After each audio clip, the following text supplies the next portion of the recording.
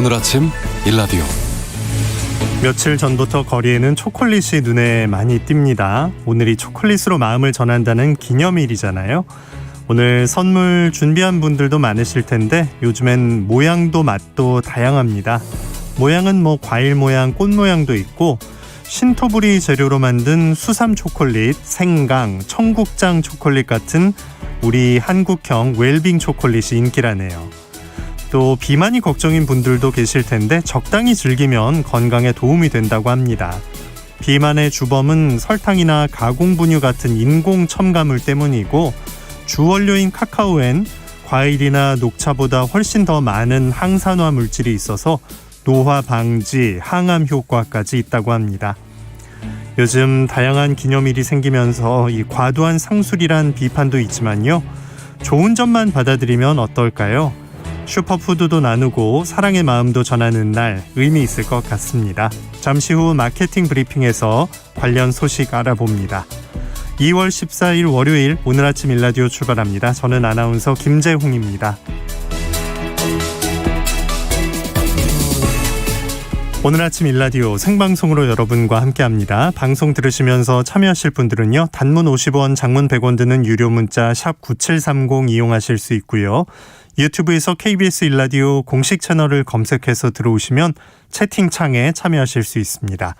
그리고 콩 어플리케이션에서 일라디오를 보이는 라디오로 함께하실 수 있습니다.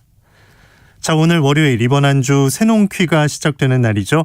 오늘부터 목요일까지 나가는 문제들 잘 들어보시고요. 정답 보내주시면 됩니다.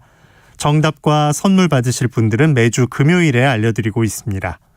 정답 맞춰주신 분들 가운데 20분을 추첨해서 농촌진흥청에서 제공하는 웰빙 혼합 잡곡 세트, 모바일 커피 쿠폰 등의 다양한 선물 드립니다. 자, 그러면 이번 주 새농퀴 첫 번째 힌트 지금 나갑니다.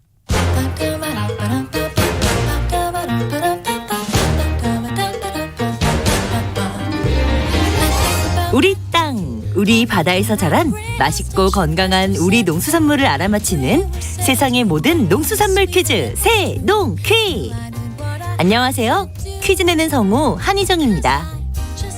이번 주 새농퀴의 정답인 이 꽃은 난초, 국화, 대나무와 함께 사군자 중에 하나죠. 선비의 절개를 상징하는데요. 이른 봄, 추위를 무릅쓰고 제일 먼저 꽃을 피우기 때문입니다. 이미 지금도 남부지방에는 이 꽃이 꽃망울을 터뜨리며 봄을 재촉하고 있죠. 이 인간 이별 만사 중에 독수공방에 상사단이란다. 좋구나 누구다. 에야 돼야 에 뒤여루 사랑도 루다. 안방 건너방 가루다지 국화색임의 완자문이란다. 좋구나 누구다. 하춘아 씨가 부른 이 꽃의 이름이 붙은 타령이죠. 이렇게 이 꽃은 노래에도 종종 등장하고 그림의 단골 소재이기도 합니다. 특히 조선시대 화가 김홍도는 이 꽃을 무척 사랑했다고 하죠. 일화도 있습니다. 하루는 어떤 사람이 이 꽃의 나무를 팔려고 왔지만 김홍도는 돈이 없어 살 수 없었다고 하죠. 그때 마침 어떤 사람이 김홍도에게 그림을 청하고 그 사례비로 3,000냥을 주자 2,000냥으로 나무를 사고 800냥으로 술을 사서 친구들과 함께 마셨다는 얘기가 전해 내려오기도 합니다. 봄을 알리는 꽃, 이것은 무엇일까요? 정답하시는 분들은 단문 50원, 장문 100원이 드는 유료 문자 샵 9730으로 보내주세요. 20분께 행운의 선물 드리겠습니다. 유익한 정보와 살아있는 이야기가 있습니다. KBS 오늘 아침 일라디오.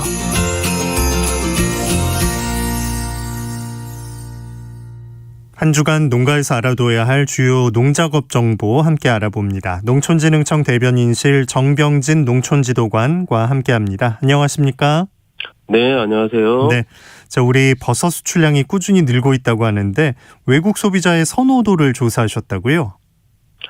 네, 농촌진흥청에서는 꾸준히 증가하고 있는 버섯의 해외 수출 추세에 맞춰 수출에 적합한 버섯 품종을 육성하고 있는데요.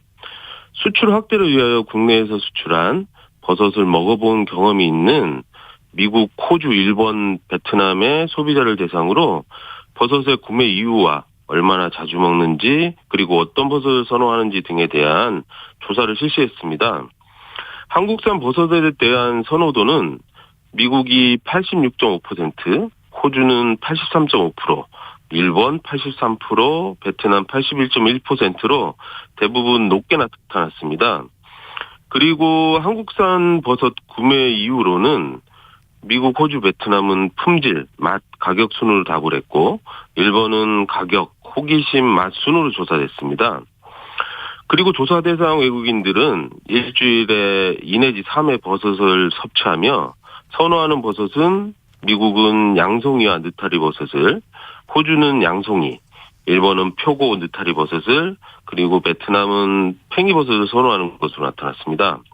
농촌진흥청은 이번 조사 결과를 토대로 수출국에서 요구하는 품질과 맛을 개선한 수출형 버섯 품종을 개발해 버섯 산업 확대 발전에 기여해 나갈 계획입니다. 네. 자, 이번 주 농업 기상 전망은 어떨까요? 네, 내일은 정월 대보름입니다. 우리나라 대표적인 세시 명절 중에 하나로 한 해 농사의 풍요와 안정을 기원하는 날인데요. 청취자 여러분들께서는 건강을 기원하는 불원 깨기를 실천하셔서 올 한 해 건강하게 지낼 수 있길 기원합니다. 이번 주 날씨는 오늘 강원 영동과 경상도 지역에 비 또는 눈이 오다가 저녁 늦게 개겠으며 화요일은 전국이 대체로 흐리겠습니다. 그 밖의 날들은 대체로 맑을 것으로 예상됩니다. 그리고 내일 낮부터 기온이 크게 떨어져 금요일까지 지난주보다 기온이 낮을 것으로 예보되어 있습니다. 시설재배 농가에서는 저온 피해에 대한 대비가 필요하겠습니다. 그리고 봄철 논두렁, 밭두렁 등을 태우는 경우가 많은데요. 이럴 경우 미세먼지 발생, 산불 발생 위험 등 환경에 안 좋은 영향을 미치므로 삼가해 주시길 바랍니다. 네. 자, 각 농가가 실천할 농사 정보 알아보죠. 벼농사 어떻습니까? 이제 본격적으로 벼농사 준비를 시작하셔야 할 때인데요. 신청하신 보급종 벼 종자의 공급이 지난 1월 10일부터 시작되어 3월 31일까지 지역 농협에서 수령받으실 수 있습니다. 농사에 차질이 없도록 적기에 수령받으시기 바랍니다. 그리고 올해 공급되는 보급종 종자는 전량 미소독 종자이기 때문에 종자 소독을 철저히 해주셔야 합니다. 종자 소독 방법과 육료 방법에 대해서는 가까운 농업기술센터에 문의하시면 됩니다. 그리고 보급종 종자를 확보하지 못한 농가에서는 자가체중 종자 또는 자율교환 종자를 확보해 주시고 시군 농업기술센터에서 종자 발화 검사를 받으신 후에 사용하시면 됩니다. 또한 신품종을 처음으로 재배하는 농가에서는 다시 한번 적응 지역, 병해충 저항성 등 재배 특성을 파악해서 특정 병해충 등이 자주 발생하는 지역에서는 재배를 피해 주실 것을 당부드리겠습니다. 네. 자, 밭작물에는 어떤 관리가 필요할까요? 밀보리의 생육이 다시 시작되는 시기입니다. 농가에서는 식물체를 뽑아서 새뿌리가 2-3개 정도 돋아 나온 것이 확인되면 웃거름을 주시면 됩니다. 웃거름은 10아르당 요소비료 기준으로 9 내지 12kg 정도 주시면 됩니다. 겨울 시설 재배 감자는 주간에는 환기, 야간에는 보온에 철저히 신경을 써 주셔야 하고요. 토양 수분 관리에도 각별히 신경을 써 주셔야 병해충 발생 등을 예방할 수 있습니다. 그리고 콩과 팥의 정부 보급종 종자 신청 기간이 2월 3일부터 시작되었습니다. 필요한 농가에서는 가까운 읍면사무소 또는 농업기술센터에서 신청하시기 바랍니다. 기타 자세한 사항은 국립종자원에 문의하시면 되겠습니다. 네. 자, 채소 농가에선 어떤 작업을 해야 할까요? 마늘과 양파는 잡초가 많이 발생하면 수량과 저장성이 떨어질 수 있습니다. 따라서 잡초 제거를 잘해 주셔야 하는데요. 작업 시에는 뿌리가 손상되지 않도록 주의하셔야 합니다. 그리고 식물체가 연약하게 자랐거나 물 빠짐이 나쁜 포장에서는 녹균병이 발생할 수 있으므로 적용 약제를 살펴하여 사전에 예방하면 피해를 줄일 수 있습니다. 고추 육묘상은 모가 웃자라지 않도록 알맞은 온도와 습도로 유지 관리하고 모 간격도 충분히 유지되도록 하고 햇볕이 골고루 잘 받도록 해줘야 튼튼한 모를 생산할 수 있습니다. 하우스, 온실 등 시설의 환경 관리에도 신경을 써 주셔야 하는데요.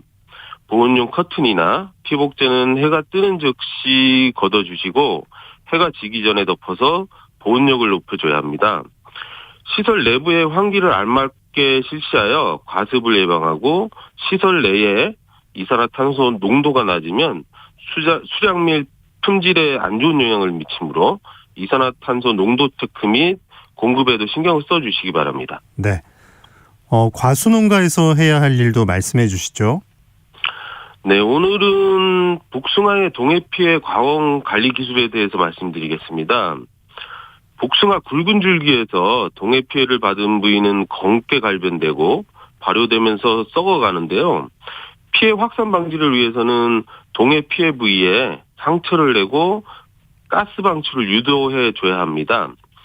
낫이나 칼을 이용해 정상 부위와 피해 부위의 경계면의 수피를 얇게 벗겨주면 됩니다.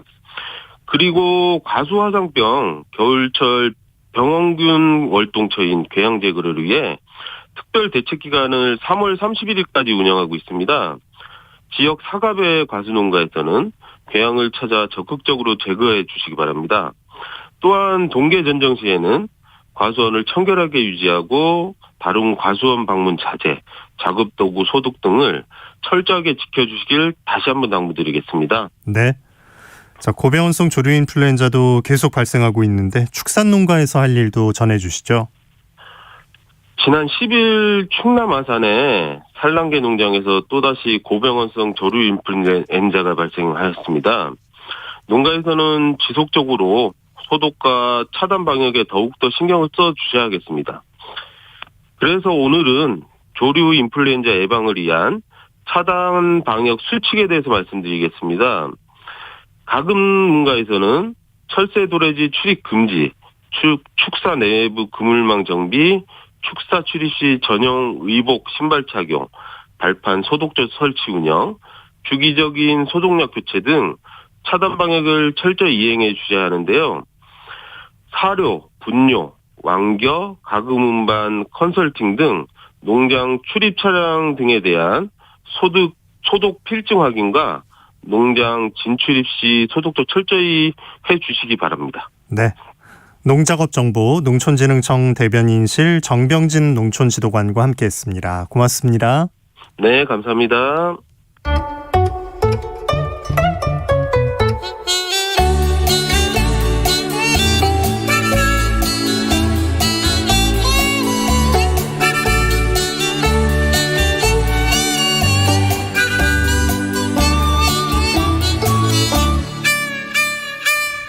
버섯은 식탁에 자주 오르는 단골 식재료인데요.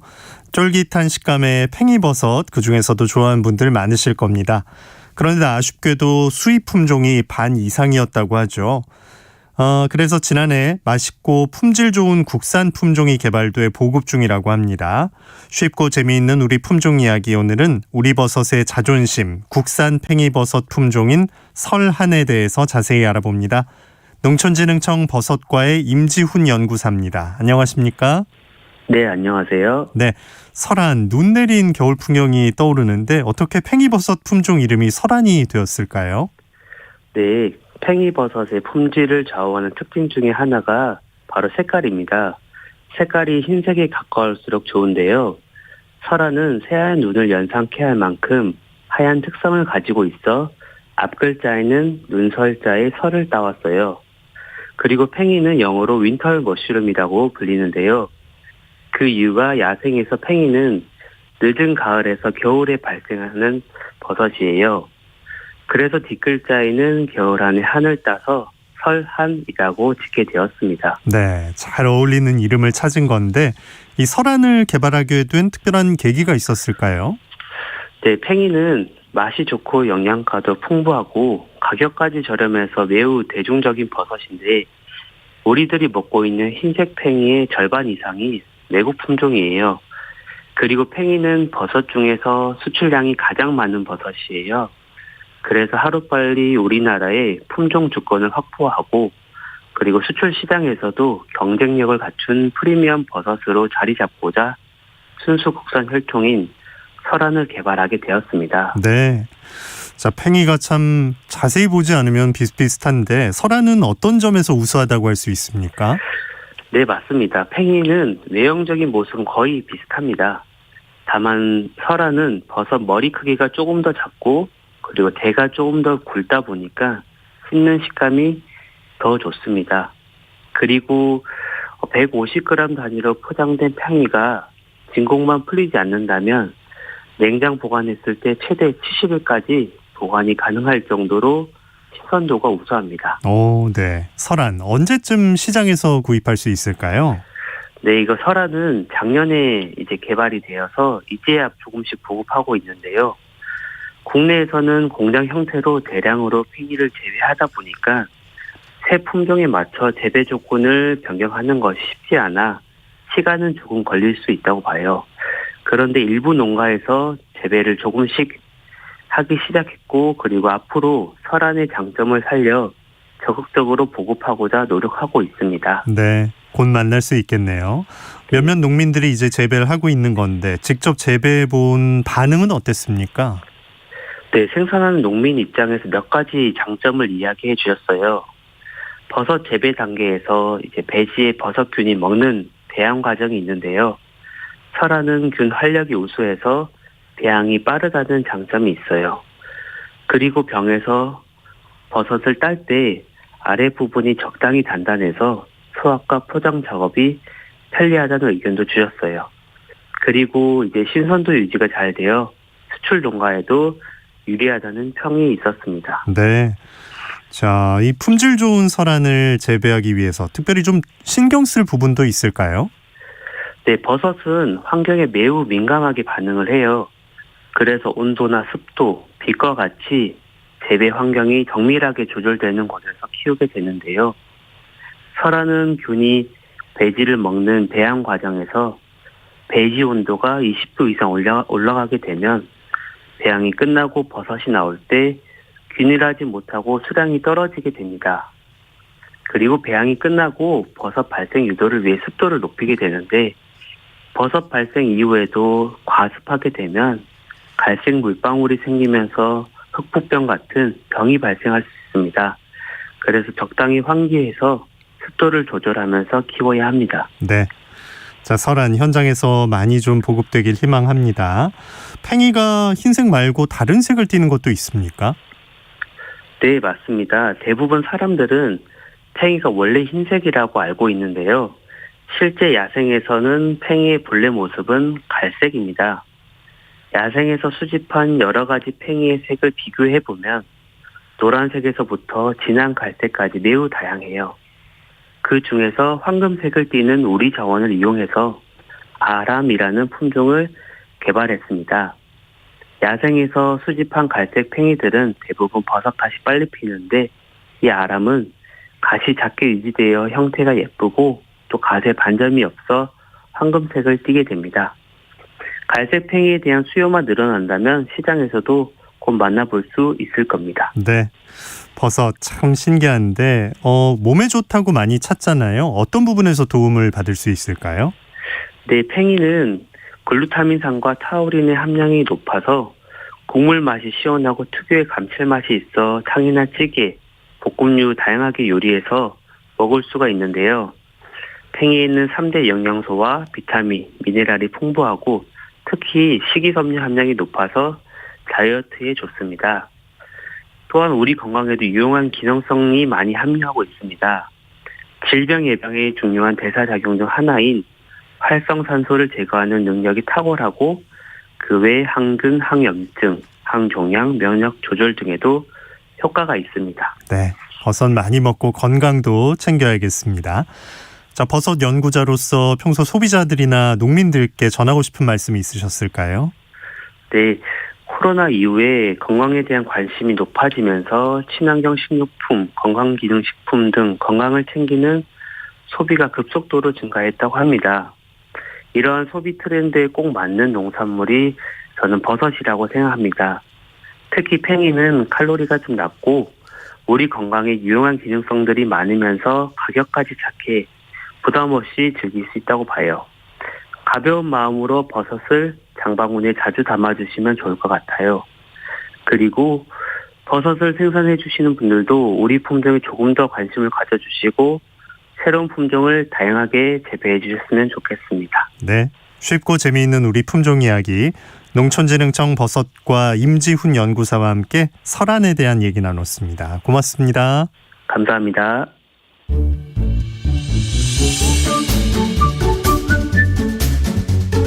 아침을 여는 기분 좋은 습관. KBS 오늘 아침 일라디오.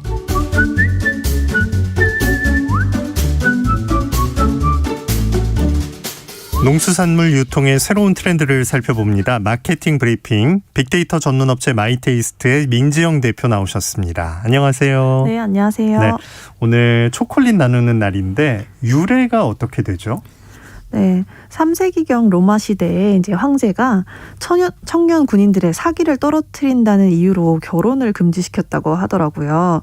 이를 안타깝게 여긴 성 발렌티노 신부가 연인들의 결혼을 몰래 시켜주었다가 사형을 당해서 아이고. 네, 그의 순교일인 2월 14일 바로 오늘을 발렌타인데이로 만들어서 기리기 시작했다는 게 바로 이 발렌타인데이의 유래인데요. 네. 뭐 지금은 사랑하는 연인들끼리 초콜릿을 주고받는 날로 좀 변했죠.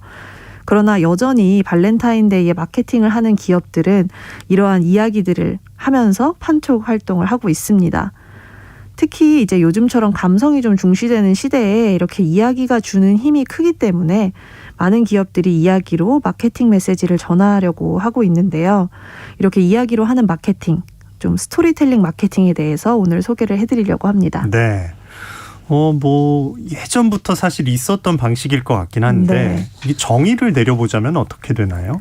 네, 일단은 브랜드나 제품의 이야기를 만들어서 제품 판촉 활동이나 광고에 계속 이것을 활용하는 마케팅 전략이라고 보시면 되는데요. 예. 역시 소비자의 마음을 움직이기 위한 감성 마케팅이고 두터운 팬층을 만들기 위한 전략이라고 보시면 되겠습니다.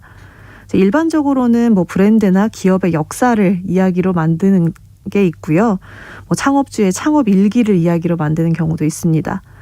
또 판매하고자 하는 시기나 목적에 맞춰서 이야기를 만들어서 광고를 하기도 하는데 이제 한 탄산음료 브랜드가 겨울의 매출을 올리기 위해서 빨간 옷을 입은 산타클로스라든지 북극곰을 광고에 활용을 한 것도 스토리 마케팅의 일종이라고 할 수 있겠습니다. 그렇군요. 네, 뭐 다양한 산업에서 사용이 되고 있긴 한데 특히 문화관광 사업에서 관심을 받고 있거든요.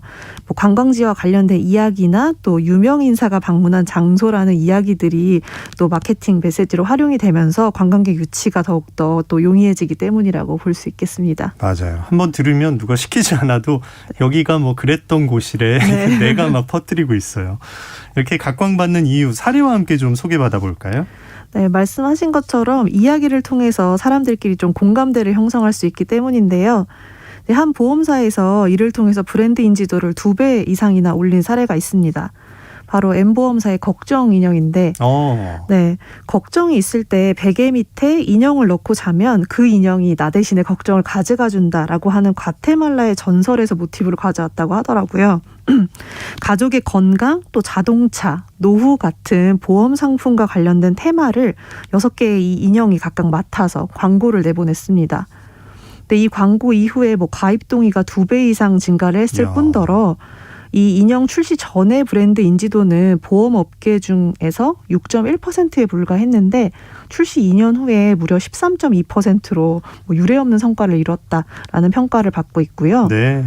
특히 외국계 보험사로 흔히 착각했던 이 회사를 국내 토종 브랜드로 인식시키는 데도 성공을 했고 우리가 사실 보험회사 하면 보험료율, 뭐 보험금 같은 숫자로 사실 이야기하는 기업인데 이제 걱정이라는 주제로 소비자들의 마음을 좀 건드리고 공감대를 이끌었다는 점에서 뭐 10년이 지난 지금까지 걱정 인형들이 또 홍보에 참여를 하고 있다고 합니다. 네. 효자네요, 효자. 처음엔 상당히 낯설었던 기억이 나는데 네. 이렇게 오래 가고 또 끌어올려줄 줄은 몰랐네요. 이런 좀 따뜻한 소통이 스토리텔링에서 많이 좀 호응을 얻는 모양이죠.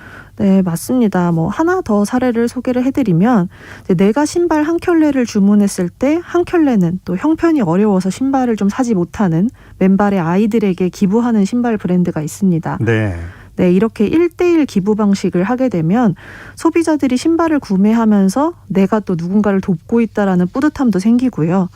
또 신발이 기부되는 것을 직접 보면서 또 브랜드에 대한 신뢰도도 올라가게 된다고 해요. 그래서 지금은 뭐 신발뿐만 아니라 뭐 안경을 판매하면서 아이들의 시력 교정 수술을 지원해 주는 등등 또 소비자와 기업 또 도움이 필요한 아이들까지 이렇게 연결하는 따뜻한 소통으로 또 이렇게 스토리텔링 마케팅이 성공하고 있는 사례라고 볼 수 있습니다. 네. 자, 내가 한번 적용을 해본다고 할 때 어떤 점들을 좀 신경을 써야 할까요? 네, 일단은 뭐 잘 기억될 수 있도록 이야기를 만드는 게 제일 중요한데요. 사실 많이 착각하시는 게 제품이나 브랜드를 인지시키는 것에 집중을 해서 이야기를 만들 때 제품의 특성이나 정보를 중심으로 만들게 되면 네, 오히려 기억도 못하고 또 역효과가 날 수 있죠. 네, 그럼에도 불구하고 또 사람들은 이렇게 심리적으로 이제 모르는 정보를 기억을 할 때 그냥 딱 어떤 틀에 맞춰서 기억을 하는 게 아니라 이제 이야기의 형태로 만들어서 기억하는 좀 특성이 있기 때문에 이제 제품에 대한 소개가 아니라 좀 공감이 되고 또 재미있는 이야기를 또 기억하게 해서 그냥 제품이나 브랜드는 자연스럽게 떠올리게 하는 것이 중요할 것 같습니다. 네, 피로회복제 드링크 광고가 굉장히 이걸 잘 살리고 있는데요. 뭐 연예인을 광고에 출연시키는 게 아니라 우리 주변에 있을 법한 일반인들을 출연시키고 뭐 육아에 전념하는 엄마의 고충이나 뭐 취업을 준비하는 이들의 뭐 피곤함 등을 이야기로 좀 녹여내서 호평을 받고 있습니다. 네, 요즘은 이제 코로나19 의료진들 그 등장시켜서 CF를 만들었더라고요. 네. 자, 좋다는 건 알겠는데 농산물 업계에서는 어떤 쪽으로 활용하고 있나요? 네, 사실 뭐 농가의 이야기들 제가 뭐 많이 말씀드렸지만 굉장히 특별한 이야기들이 많기 때문에 실제로 지자체에서 지원하는 여러 마케팅 프로그램이나 교육 과정에서도 이 스토리텔링 마케팅 프로그램이 빠지지 않을 정도로 농가에서도 이 마케팅을 활용하기 위해서 노력을 많이 하고 계시더라고요. 예. 특히 그 안동의 사과 품종 중에 하나가 엘리자베스 여왕 2세의 생일상에 올랐다고 해서 굉장히 뭐 화제도 생겼고 또 홍보 효과를 누리고 있는데요. 그 1999년에 방한을 했을 당시에 안동 사과를 맛보고 또 극찬을 했던 일화를 살려서 이 새로운 품종까지 만들었다고 합니다.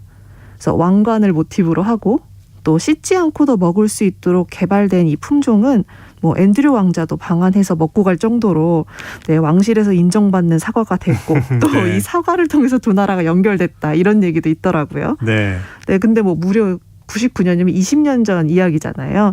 이런 이야기들을 브랜드화해서 품종 개발도 하고 또 왕실의 인증까지 준비를 하고 있는 좀 대표적인 스토리텔링 마케팅이라고 볼 수 있고요. 뭐 사과 품종뿐만 아니라 이런 이야기들을 통해서 뭐 안동 지역의 또 관광에도 긍정적인 효과를 불러일으킬 수 있을 것으로 예상이 됩니다. 더 거슬러 올라가서 좀 옛 이야기를 다루는 경우도 있다고요? 네, 맞아요. 한국관광공사의 홍보 영상 이야기를 먼저 좀 소개를 해볼 텐데요. 이제 국내 곳곳에서 우리 고유의 전통을 보여주는 이런 홍보 영상들이 평균 지금 3천만 회 이상의 조회수를 기록하고 있더라고요. 근데 사람들은 이렇게 우리 전통을 다양한 방식으로 보존하고 있는 게 너무 고맙다. 일상에서 한국의 미를 찾아낸 것이 멋지다. 이렇게 굉장히 좋은 반응을 불러일으키고 있거든요. 네. 근데 사실 그 뭐 마을의 고유 특산품이나 뭐 폐쇄된 탄광의 이야기, 또 옛날 마을의 이야기 같은 것들은 그 지역 토박이 어르신들이 안 계실 미래에는 또 잊혀질 이야기들이잖아요. 그렇네요. 그래서 이런 이야기들을 담아서 또 책으로 만들기도 하고요. 또 관광 상품에 녹여서 콘텐츠화를 시키면서 마케팅에 활용을 하고도 있습니다. 네, 뭐 농부 각자의 인생 이야기를 담기도 하는데 뭐 복서의 꿈을 가지고 있던 농부가 또 새로운 그 산업에 도전하는 그런 사례도 있고요. 뭐 영농 과정뿐만 아니라 뭐 텃밭을 가꾸고 뭐 김치를 만드는 일상까지 공유를 하면서 직거래 판매를 늘리고 있는 뭐 배농장 대표라던가 이런 사례들이 있습니다.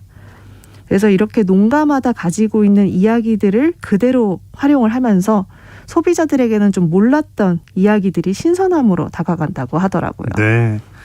자, 스토리텔링 마케팅 참 쉬울 것도 같지만 이게 또 다들 하고 네. 있는 거기 때문에 조심할 점도 앞으로 전망도 좀 해주시죠. 네, 뭐 꼭 이 스토리 마케팅이 아니더라도 뭐 마케팅 전반에서 활용을 하고 있는데요. 네, 뭐 가장 중요한 건 역시 가짜로 꾸미지 않는 것입니다. 네. 네.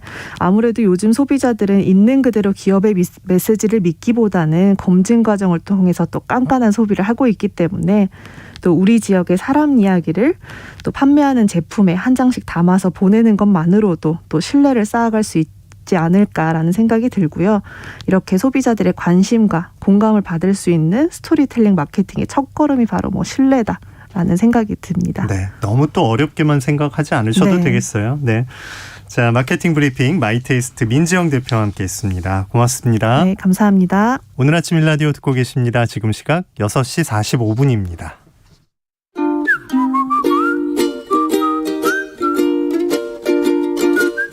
오늘 아침 일라디오 김재용 아나운서의 진행으로 듣고 계십니다.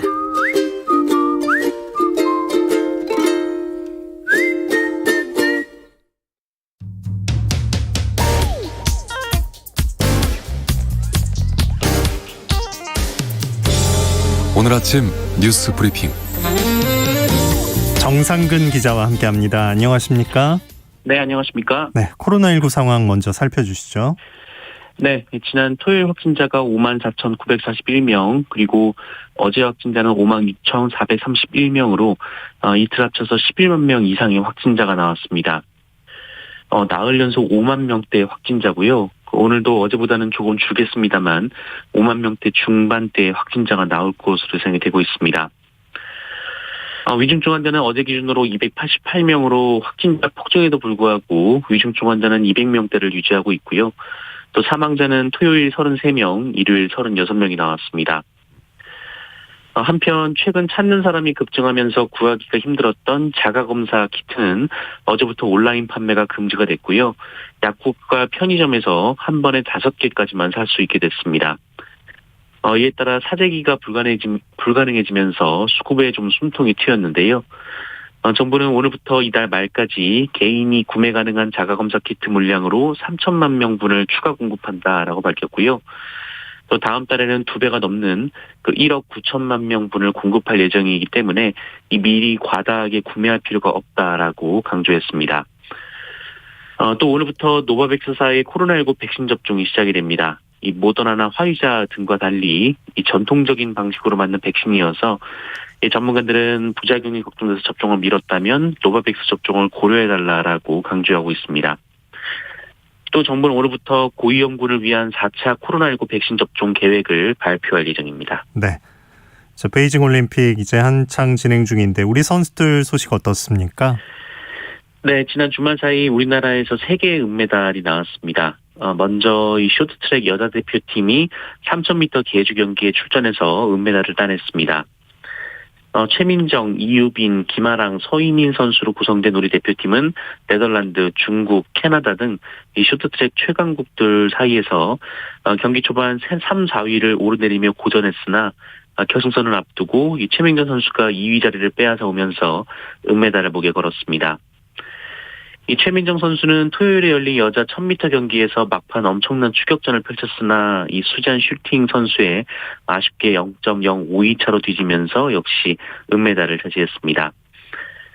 스피드 스케이팅 남자 500m 경기에서는 이 평창 동계올림픽에서 깜짝 은메달을 차지했던 차민규 선수가 이번 대회에서도 은메달을 목에 걸면서 한국 빙속의 대들보로 우뚝 섰습니다. 차민규 선수는 34초 39로 레이스를 마쳤는데요. 1위와 불과 0.07초 차였습니다. 네. 자, 국민의당의 안철수 후보가 후보 단일화를 제안했어요. 네, 20대 대통령 선거 후보 등록이 시작된 어제 국민의당 안철수 후보가 국민의힘 윤석열 후보에게 단일화를 제안했습니다. 그동안 단일화는 없고 이 당선을 목표로 완주하겠다라고 공언했던 안철수 후보는 더 좋은 정권 교체 그리고 국민 통합의 길을 가기 위해서 단일화를 제안한다라고 밝혔습니다. 그러면서 지난해 서울시장 보궐선거의 후보 단일화 때 사례를 들었는데요. 당시 오세훈 안철수 후보는 2개 여론조사 기관을 통해서 후보 경쟁력을 묻는 질문 그리고 후보 적합도를 묻는 질문을 각각 조사를 했고 그 결과를 50%씩 합쳐서 후보를 정한 바 있었습니다. 그리고 여권 지지자를 배제하는 역선택 방지 조항은 넣지 않았었습니다. 윤석열 후보는 안철수 후보 제안에 고민해 보겠습니다만 좀 아쉬운 점도 있다라고 말했습니다. 이 국민의힘 선대위 차원에서도 여론조사 방식의 단일화는 사실상 거부하는 기류인데요. 안철수 후보가 그냥 사퇴하는 방향을 요구하고 있는 상황입니다. 다만 국민의힘과 국민의당 모두 곧 단일화 논의를 진행하겠다라고는 밝혔습니다. 네. 민주당 이재명 후보는 제주를 찾았었고요. 네, 후보 등록 첫날 이 제주행을 택한 이재명 민주당 후보는 이 4.3 사건 희생자 참배로 일정을 시작했는데요. 이 방명록 메시지는 보복의 낡은 시대를 넘겠다였습니다. 윤석열 후보가 앞서 이 집권하면 전 정권을 수사하겠다라고 한 발언을 염두에 둔 메시지입니다. 이재명 후보는 이어진 즉석 연설에서도 공안 정치의 나라로 되돌아가자라는 거냐라면서 자신에 대한 지지를 호소했습니다. 또 노무현 전 대통령을 언급하면서 안타까운 과거에 또 같은 후회를 반복하겠냐라고 말하기도 했습니다. 그리고 지역 공약으로 제주형 기본소득 시범 실시, 이 재생에너지 100% 전환, 이 환경보전 기여금 도입 등을 발표했습니다. 그리고 대선 후보 등록 첫날인 어제 이 4당 후보를 포함한 주요 후보들이 일제히 후보 등록을 마쳤습니다.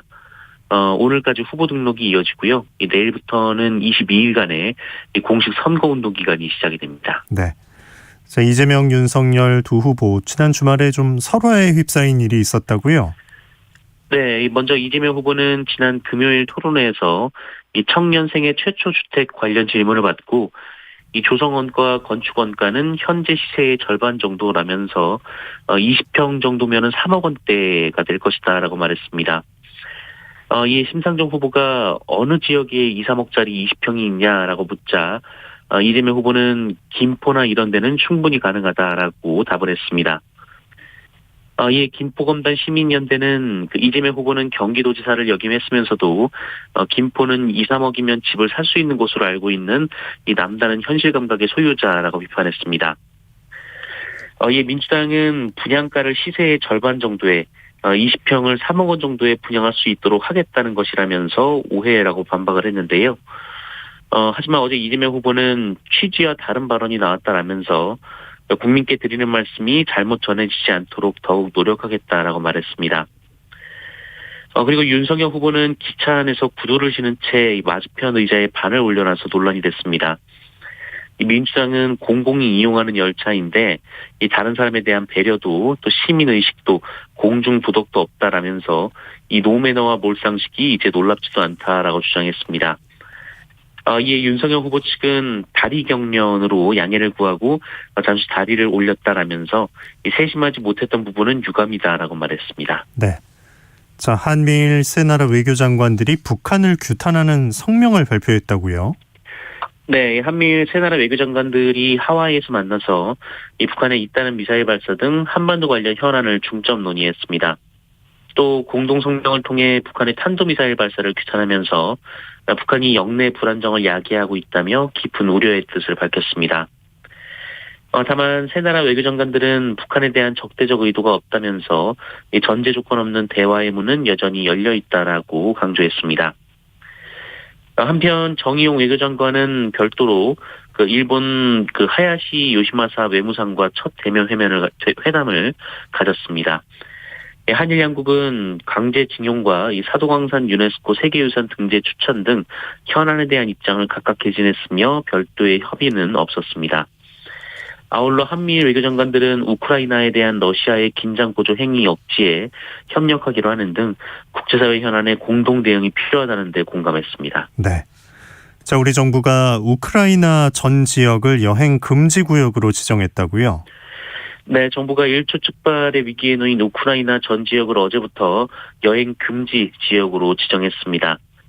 현재 우크라이나에 체류 중인 한국 국민은 306명인 것으로 전해졌는데요. 지난 11일 이 외교부가 여행 금지 지정 계획을 발표했을 당시 341명이었는데 그 사이에 35명이 줄어들었고요. 2, 3일 내로 100명 이상이 추가로 출국할 것으로 전망이 되고 있습니다. 이 여행 금지는 정부가 운영하는 여행 경보 제도 가운데 최고 단계입니다. 이 권고 성격의 1에서 3단계와는 달리 이 법적 강제성이 있는 조치로 여행 금지 조치가 발령됐는데도 현지에서 철수하지 않으면 여권법 등에 따라 처벌을 받을 수가 있습니다. 이에 따라 체류 국민들의 출국이 즉각 이루어질 것으로 예상이 되고요. 그 외교부도 출국 지원책을 마련하고 있습니다. 한편 우크라이나 상황은 갈수록 안 좋습니다. 그 러시아가 모레 우크라이나를 침공할 수 있다는 관측까지 나오고 있는데요. 미국과 러시아 정상이 지난 주말 1시간가량 통화를 하고 우크라이나 사태를 논의했지만 긴장 해소를 위한 별다른 진전은 없었습니다. 네,